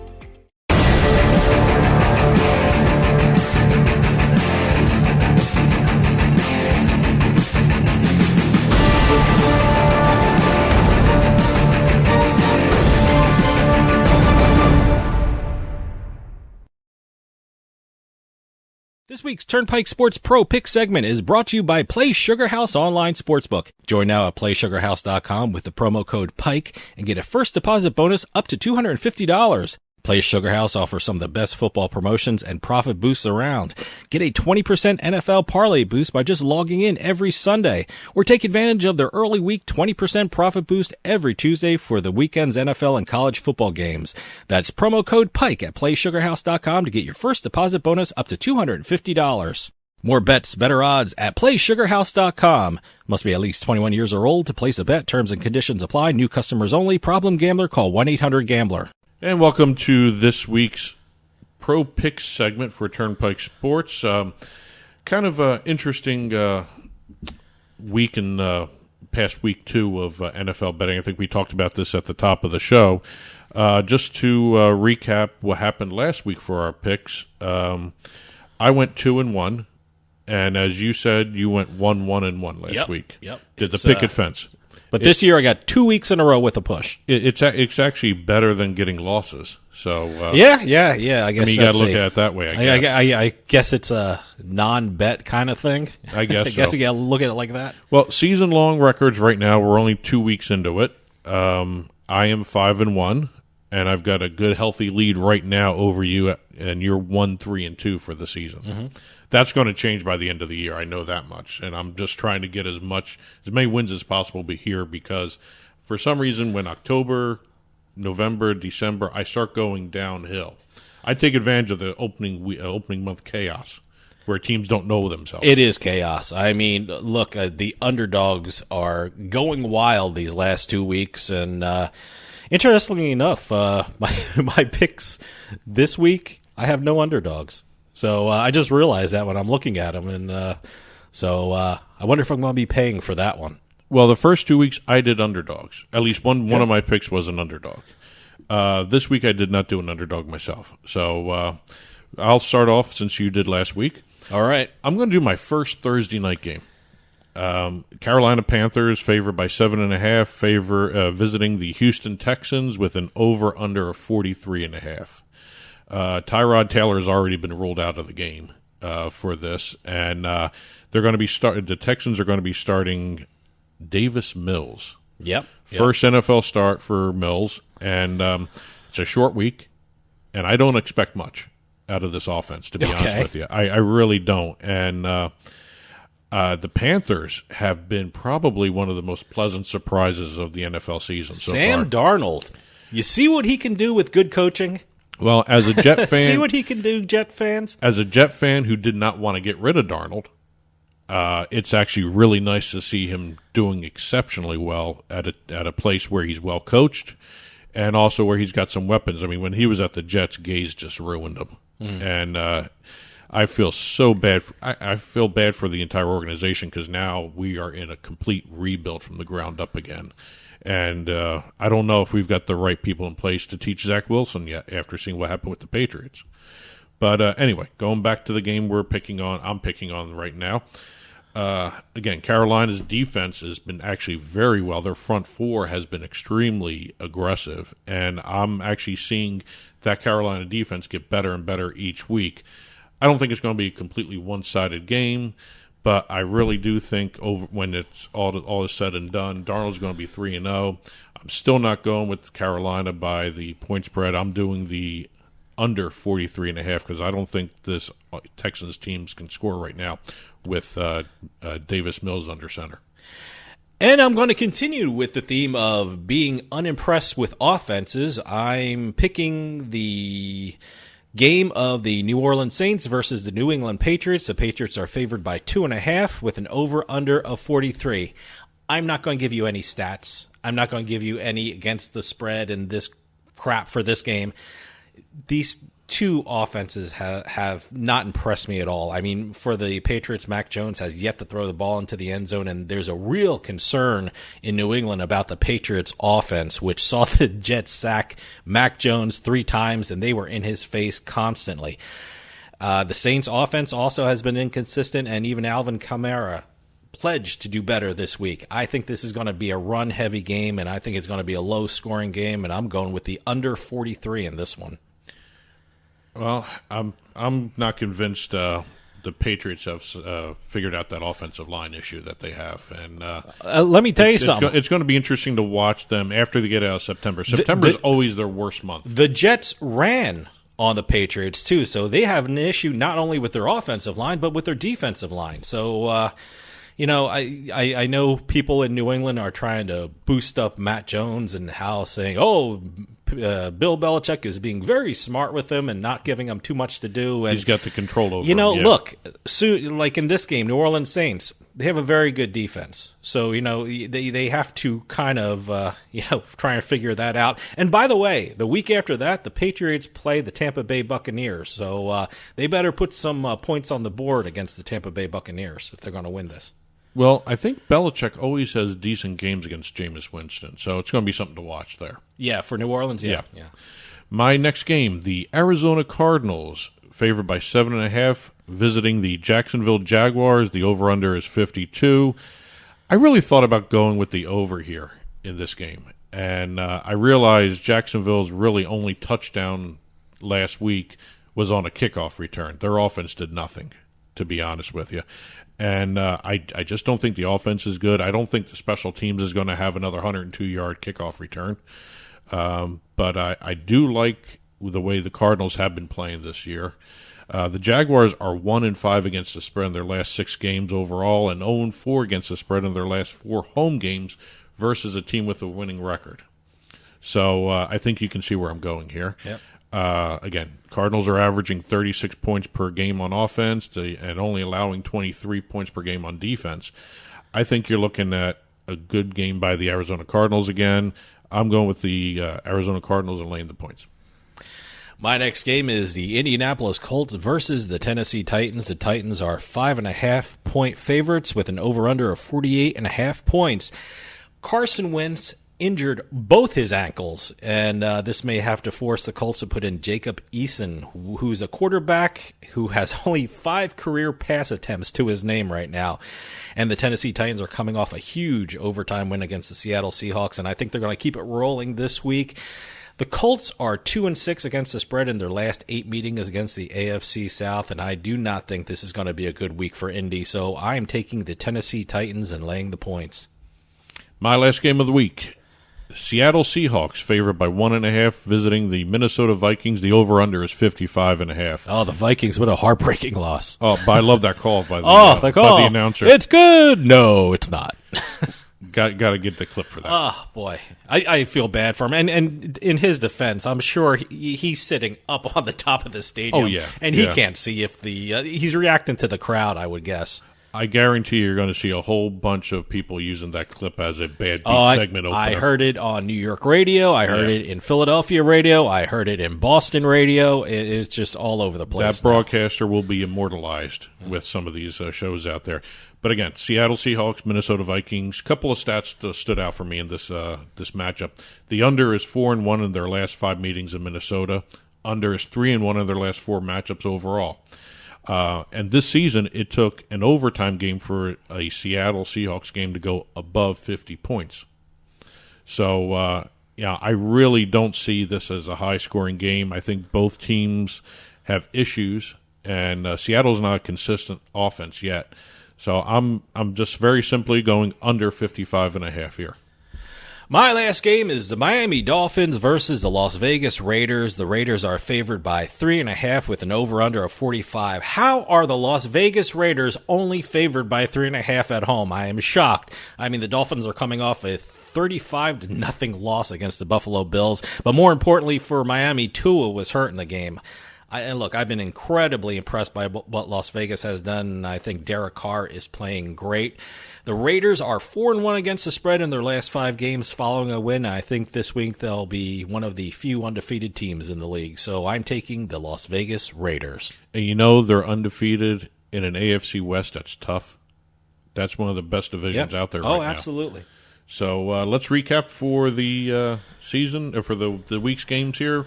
I've got the Panthers, Texans under 43.5. Arizona Cardinals laying the points 7.5, and I've got the Seahawks Vikings game under 55.5. For me, the Saints-Patriots game, I'm taking the under 43 points in that one. For the Colts-Titans game, I'm taking the Titans and laying the 5.5 points.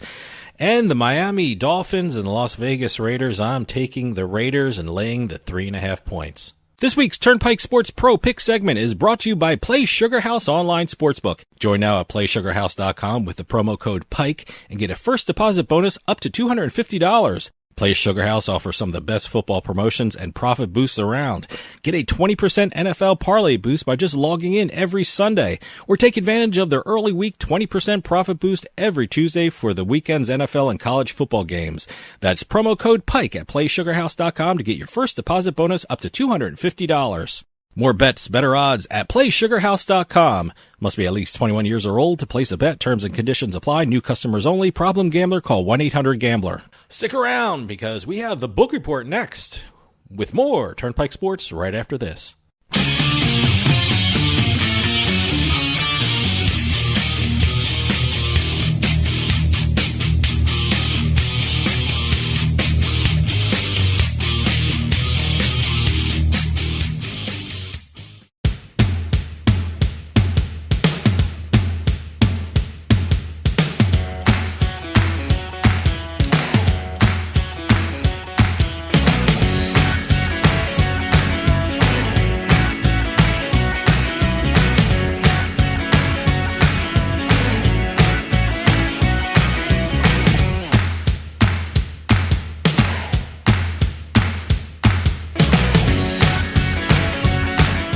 Sometimes life is wonderful, and sometimes it's not.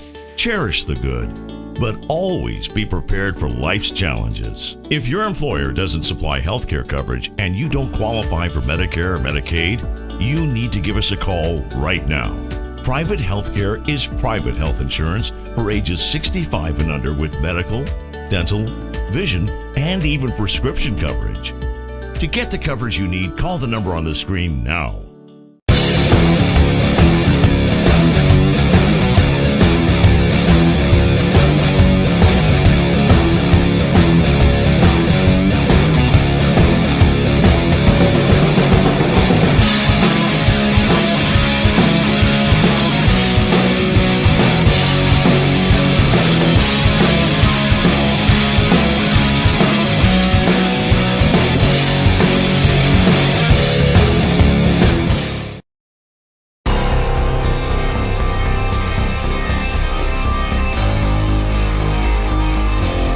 Turnpike Sports Book Report.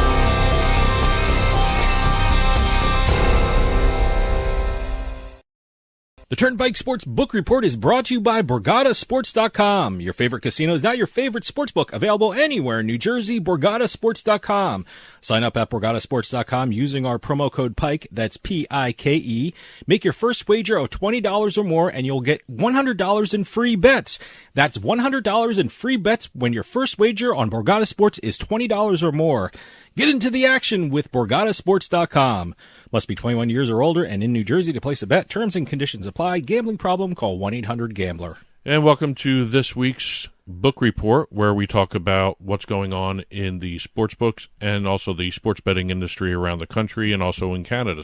We're going to start with some state reports, a couple of little news and notes. I mean, we had a whole bunch of states reporting their August numbers. We had New Jersey, Iowa, Mississippi, Arkansas, Michigan, and Washington, D.C.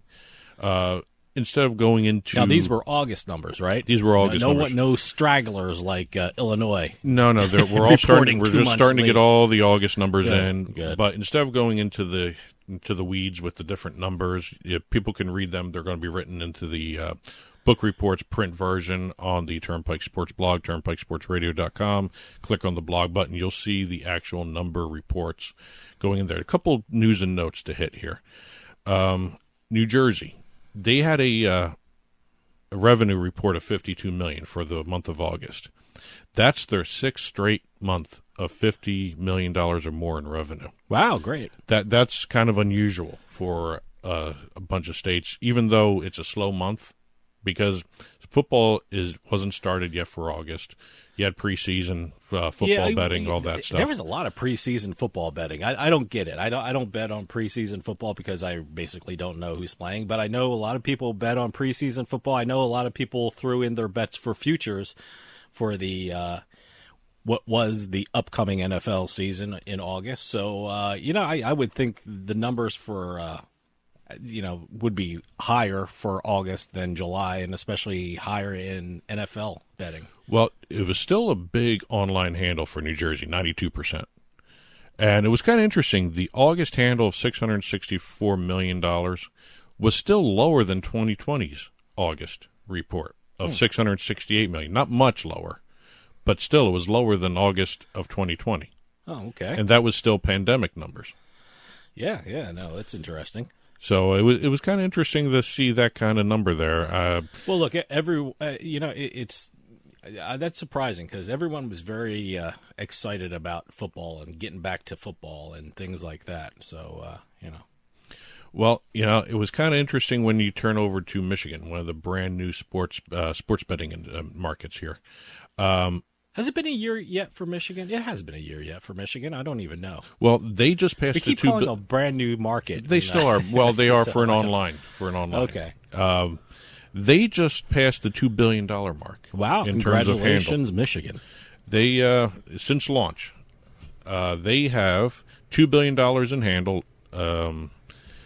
$2.2 billion in handle since launch, including $2.1 billion this year alone. Wow. Okay. So it's all been 2021 doing this. Good for 2021. 189 good for Michigan. $189 million in gross gaming revenue, including $170 million this year. So they really just started November, December for online. You know, that's where a lot of this revenue is coming from. All right, so they're approaching a year. Yes, yes, they're approaching your $8.9 million in state and local taxes.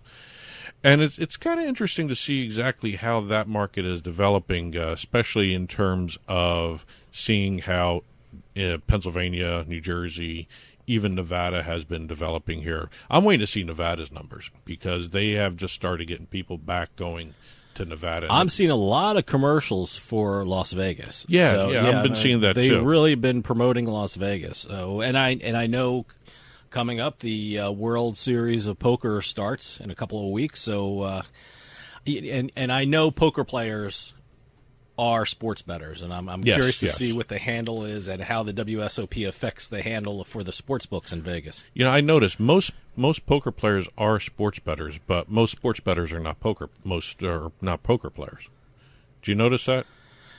I know poker players are notorious for their interesting bets they have off the table. Yeah. So, you know, every year you hear some weird bet. You have to sit in a room dark for 3 days straight or something like that. And if you do that, well, I bet you can't do that and things like that. That's the kind of poker player bets that are out there. But I know they do a lot of sports betting. I know that statement I made was like an SAT logic question. Yeah, I didn't know what the hell you were going at there. But that was what I was thinking, because I know every time you talk to a poker player, they're talking about sports betting now. Sure. Before we leave the numbers, Washington, D.C. numbers, and just in generalities I'm going to talk here, they were down a little bit. And what everyone's looking at is maybe Virginia's pulling away the D.C. bettors. Yeah, probably. Yeah, I would think so. You know, most people who work in D.C. live in Virginia. Or Maryland. Or Maryland's going to take a lot of D.C. You know, away, I know a lot of people that, you know, who do work in D.C., they don't live in D.C., so it's one of those things that, you know, I would imagine Virginia is kind of taking a lot of the money away from Washington. Well, it'll be interesting to see how that market shapes up, too, because, again, they're looking at the Gambit app because it's not performing the way they want it to.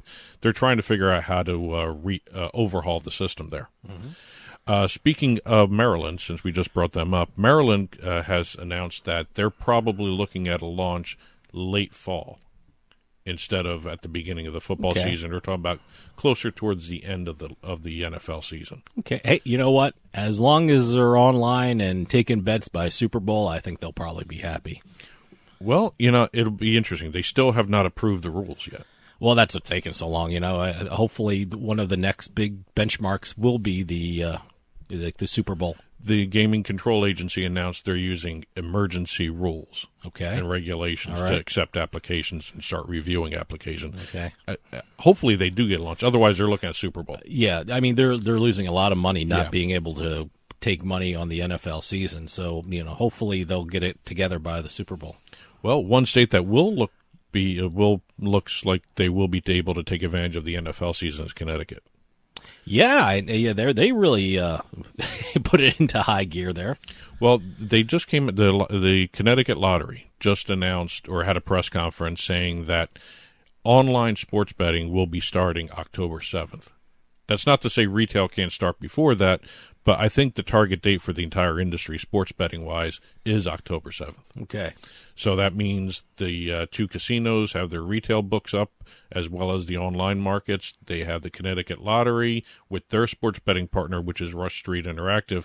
By the way, they will be going with the brand Sugar House. I heard that. Yeah, no, I have Sugar House on my phone. So, and I'm always traveling through Connecticut. I wonder. You will have to download a separate app. I will have to download a separate app. Because it's through the Connecticut Lottery. I know. I wish we can get things together. You know, when you're traveling to a different state, you just hit a different label. Like I'm in New Jersey, but I'm 10 minutes away drive from the Pennsylvania border. I wish I can just switch a switch on my app and then change it to Pennsylvania. You know, I wish I had a shared wallet kind of thing. Well, I think it's going to be kind of interesting because I think this is the first time Rush Street is working under somebody and not doing their own thing with the Connecticut Lottery. And the reason they chose Sugar House, there's a law in the books with the lottery where they can't reference or work with a brand that's an active casino brand. Okay. In the state. No, hey, I like Sugar House. I I play it all the time. I wonder if it's going to look the same. I don't know. I'm only familiar with the New Jersey version of Sugar House, but you know. But by the way, Sugar House, the name comes from the casino, which changed its name. It was in Philadelphia, but it changed to Rivers Casino now. Yes, because they have that Bet Rivers. Yes, That's Sugar, their other big Sugar brand. House. They built it on the site of an old candy factory, so that's why they called the casino little Sugar. casino history. That's why they called it Sugar House. That's what I was told. So, do you know the name of the candy factory? I don't know. But no, I was I was curious about the name Sugar House when it was built in Philadelphia, but now everyone knows. Well, again, like I said, I wonder if it's going to look anything different than the Play Sugar House app that they have in Jersey right now. Because, again, it's going to be run through the Connecticut Lottery. I would assume the Connecticut Lottery is going to have a lot of say in how it's going to look. Well, look, they have the platform all done already. I mean, why rebuild something that's already there and working well? So, yeah. Like I said, Sugar House is a good site. It's laid out really well, and I enjoy playing on it. Well, speaking of Rush Street Interactive, they just launched their CityCasts. Now, those are little highly focused content that is dealing with betting information for specific cities. Now, it's through the Bet River site and the Sugar House sites, but it's really focused on 4 cities right now: Chicago, Detroit, Pittsburgh, and Philadelphia. Basically, wherever you see a online Bet Rivers. I'm starting to see a lot of those highly localized betting shows. Before the Eagles game last week, I saw I forgot what it was called. I think it was like Betting the Birds or something like that. That they just talked about all the bets you can place on the Eagles that day. Well, the catchphrase is hyper local. Yeah, it is. It's hyper local. And I know there's a whole bunch of new ones out there. I think there's a cast called Why Eagles Why or something, to take off on Fly Eagles Fly. So it'll be interesting. Yeah, I'm a little weird, I guess, when it comes to that. I'm a big Eagles fan, and I rarely bet on the Eagles because I want to bet with my head and not with my heart. So I don't really bet a lot on the Eagles. So because I'm a fan of them.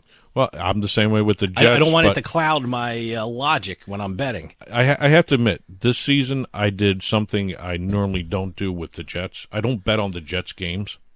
What I did was I did a single game parlay on the Jets because I know the players. Yeah. And you could anticipate certain things, but again, it's going to be kind of interesting to see how that develops. I wonder if they're going to do a CityCast for Connecticut. Or Hartford, or whatever they call it. I don't know. I mean, what do they have a WNBA team? Well, they're turning the Hartford Excel Center into a sports betting location. Connecticut is going to be a very interesting market because anyone who knows Connecticut knows that Southern Connecticut are full of New York fans. Yes. Northern Connecticut are full of New England fans. So Northern Connecticut is Red Sox, Patriots and Bruins and Celtics. I wonder if it's an opportunity for them to do a New York CityCast and a New England CityCast. I know, but that should be a very interesting market because their fan base is really split right down the middle.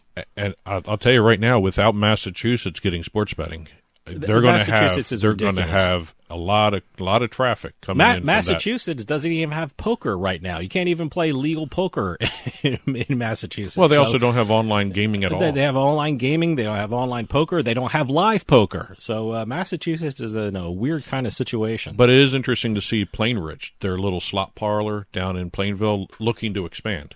They're looking to get table games and additional slots to compete with the Connecticut casinos. Mm-hmm. But I guess they got to do that because they don't have the online side yet. Mm-hmm. And also the sports betting is going to be interesting. That's a Barstool area, too, Plainridge. So I wonder if we're going to see a Barstool Sportsbook or a Barstool branded sports bar Just so everyone knows, Plainridge, Massachusetts is south of Boston. Yes. As you head toward, I guess, Rhode Island and Connecticut, you'll hit Plainridge. It's actually closer to, it's very close to Foxwoods. And it's the... No, not Foxwoods, Foxborough. Foxborough. Where the Patriots play. Right down the road from it, just about. Moving over to some other launches. Actually, we have a delayed launch to talk about. Over in Wisconsin, the Oneida Casino, which was set to become the very first retail book in Wisconsin to accept bets had to push back their start time. Okay. And it may be settled by the time this airs, but they've had a delay in the equipment being delivered. Oh, wow. Okay. This has nothing to do with software, has nothing to do with regulatory matters. It has everything to do with physical equipment being delivered to the casino. So everything is on back order. Oh, boy. So they're hoping to start mid-November. That's one of the tough things about a lot of states jumping on board with sports betting is, there's a big call for equipment. That's true. And again, how often do you hear of an equipment back order slowing down a casino? So that'll be interesting to see how that goes. But they would be the first ones in Wisconsin to launch sports betting retail-wise. Let's go over to a couple deals, and we got another college deal to talk about. Oh, okay. Yeah, I think this is. I know what you're going to go with, and this is a pretty big one. It's big in terms of seeing all these NCAA entities. After seeing the NCAA fight this for so long, that these colleges are starting to make these sports betting deals. We have LSU doing a deal with Caesars Entertainment. Caesars Sportsbook will be, the exclusive gaming. Caesars Sportsbook is the exclusive gaming and sportsbook partner of the Louisiana State University Athletics Department. Great. And that means all their teams. That covers everything. And this wasn't even done by the school, by the way. The deal was made with the third-party media rights holder for the school. Okay. Playfly Sports. But I'm sure the school had to sign off on it. The school had to sign off on it, but I'm just saying this wasn't done by the school itself. And it's going to be kind of interesting. If Playfly has any other schools in its back pocket that they work with, I wonder if the other schools are going to be coming. But this was actually a big school to do a deal with. Not only is it a big college conference that they're part of. Oh, absolutely. It's also a pre-sports betting launch deal. Because Louisiana was supposed to launch, but Hurricane Ida came in, pushed everything back, and they have 8 casinos now applying for licenses. They're going to start doing the application approval process. They're hoping to have it done before the end of the year, if not before the end of November, having sports betting launch in that state. Right. Yeah, like I said, the benchmark is the Super Bowl now. I mean, if you didn't start at the start of the NFL season, you want to get it up and running by the Super Bowl. So. Well, again, Louisiana hopes to have it during the regular season, and it'll be kind of interesting to see if they do get it launched. Also part of the deal was the Caesars Sportsbook Skyline Club at Tiger Stadium. Oh, wow, okay. So I guess that's a booster club seats kind of thing? Yes, yeah. There's a whole bunch of different things here. They're actually launching it September 18th, which this past weekend. Okay. For LSU's matchup against Central Michigan. They're actually going to have signage. They're going to have a whole bunch of different things where you're going to see Caesars Sportsbooks around during that game. They're going to broadcast digital sponsorship rights through all of LSU's 21 different men's and women's programs under the athletic department. Huh. I didn't know they had 21 different programs. Yeah, there's a lot. So congratulations to LSU. It's kind of interesting to watch how the NCAA is really embracing sports betting. They're doing it more than I think the NFL has. Everybody, I said that one time, and someone said, well, maybe embrace is not the best word, but it's starting to be. I mean, they're really, what the NFL is doing, what the NCAA is doing, what all sports are doing, they're really getting involved in sports betting. Well, staying with Caesars, they did a whole bunch of different deals this past week anyway. They announced a partnership with the Indianapolis Colts. Okay. Making Caesars Sportsbook the premier sports betting partner and the only official casino partner of the team. I don't know if only official casino partner means it's exclusive, or I don't know. They don't have any other casinos or just doing like a so deal. Far it's the only. Okay. The interesting thing about this, and I don't know if I do this with a football team, but they named it this. Their free-to-play game. Yeah. Is called the Pick Six. I don't know if I'd do a football-themed game called Pick Six. Well, you know, it's an interception return for a touchdown. Yeah, well, and with Carson Wentz there, I don't know if that's... Well, maybe they're talking about the Colts defense doing a pick six. Maybe, I don't know, but it's kind of an interesting name for a football team. You mean a free-to-play game? A free-to-play game for a football team. Yeah. Also, they're going to have naming rights for Lucas Oil Stadium Southgate, which is now becoming Caesars Southgate. Okay. So they're naming parts of the stadium. They didn't get the overall naming rights to the stadium. Like That's Caesars good for the did stadium. That's you can have a whole bunch of naming partners. That's good. Well, remember, you got Caesars doing the Superdome. Yeah. So they didn't get a chance. I guess Lucas Oil is actually just too long a deal with them. I think it was, 15 years or something with Lucas Oil for that stadium? I don't know what the length with Lucas Oil is. But, it's another Caesars deal for football. We also have Caesars hiring former ESPN anchor Kenny Mayne to go along with their former ESPN Trey Wingo hire. Yes, right. It So- looks like everyone who's leaving ESPN is going to Caesars. And Mayne will be a brand ambassador and content contributor for Right. Caesars. Also for Caesars, they announced or they shared their official renderings for Caesars Virginia. It's a brand new $500 million resort expected to break ground by the end of this year in wow. Danville. And it's So where is Danville in relation to Washington? Is it on the eastern side of Virginia? Is it western? I don't know Virginia too It's much. a little closer to the center. Okay. But again, it's going to be a 500-room hotel, which is 200 more than they originally agreed upon with the state. So they're getting 200 more rooms in part of this deal. They're going to have a World Series of Poker room. Great. And a Caesar Sportsbook in Virginia, retail book. Great. So I took a look at the drawings. It looks like an amazing property. Moving over to PointsBet. PointsBet got denied. Remember, PointsBet got denied a license in Arizona currently until they get a new partner. Yep. So what they do? They moved over to one of the next states, which was Texas. Okay. Now, everyone knows Texas has no forms of casinos, sports betting. They don't allow fantasy sports. They're basically barren. I saw reports that they're having poker rooms, though. They have Charity poker rooms. Yeah, they called charity poker rooms. I don't think they're called charity poker rooms, but I think it's one of those things. They're private poker rooms where people go in and they pay for the time at the table instead of a rake. Private card rooms. Private card rooms. Yeah. Yeah, They don't use the word poker in their title. Okay. So, All right.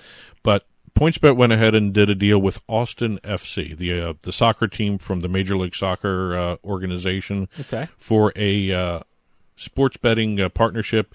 Austin FC is the only Major League sports property in Austin. There's no other. I didn't even know Austin had a soccer team. I didn't know they even were know the that. only pro team in Austin. It's kind of a big city not to have other pro teams. Well, at least minor league teams. You would think Austin would have something like that. Well, according to what I looked up, there is no other major league team, professional team in Austin. They are it's a long-term exclusive sponsorship for retail and online sports betting, daily fantasy, and free-to-play games, whenever Texas allows them. Okay. So that's a forward-looking partnership, I guess you can call it. Sport Radar. We've been talking about the Sport Radar IPO for a couple of weeks now. Yep. They went ahead and launched on the NASDAQ under the symbol SRAD. And they opened up last Tuesday at around $27 a share.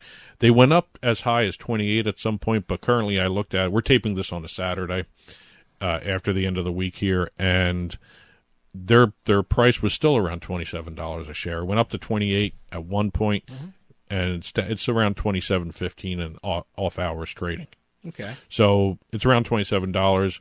So But stock. check your. It's a good stock to invest in because they are certainly. one of those. I'm keeping an eye on it because sports betting is growing so fast, so this stock could move really quick. Well, two other things to hit today. Staying with NASDAQ, Sport Trade, the peer-to-peer betting exchange. Mm-hmm. They just did a deal with NASDAQ. Oh, okay. Sport Trade will be using NASDAQ's technology for surveillance of its sports betting and trading platforms. Huh. Okay. Kind of interesting. It's a tech deal, but it's not a data deal, and it's not really a sports betting deal. It's allowing them to actually better track for suspicious activity in the betting.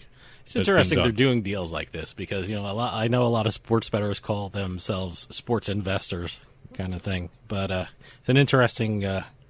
Well, if you think about combination there, Sport Trade calls itself a betting exchange. Yeah, no, they don't call themselves a book. There are betting exchanges, yeah. So, but again, Sports Trade is due to launch its trading app in New Jersey first. That's their first state they're going to launch. Good. I'm going to check them out. The fourth quarter of this year at some point. I'm going to download them. It'll be interesting to see. I've never used a betting exchange before. I'm going to check it out. Two other sports books real quick here before we end it for this week. Tipico announced a 10-year market access deal with Caesars for the Indiana and Iowa sports betting markets. They're hoping to have the sports book in Iowa up and running by the fourth quarter of this year. Indiana platform will launch sometime in the first quarter of 2022. So by the end of the first quarter of 2022, they're going to be in 4 states, they hope: Iowa, Indiana, Colorado, New Jersey. Boy, Caesars is involved with everything this week. Yes. Wow. Yes. Boy, they are making moves. And MaximBet secured sports betting market access deals in Pennsylvania and Ohio. So that joins, let's see, they've got 6 states now. They have market access deals: Pennsylvania, Ohio, Colorado, Indiana, Iowa, and New Jersey. Great. Yeah, I got to check them out, too. I'm in New Jersey, so I'm going to check out MaximBet. And one last little note, we have a poker player becoming involved in the sports betting scene. Okay. And Phil Hellmuth, who, well, like I said, a lot of poker players are sports bettors, has become the latest investor in Playmaker, which is a media and marketing brand for athletes as well as big-name stars. They have created what's called Playmaker Betting. And Phil Hellmuth will be doing 2 weekly shows with them, The Good, the Bad, the Hellmuth. Okay. Yeah, and he'll be doing NFL picks with special guests. Great.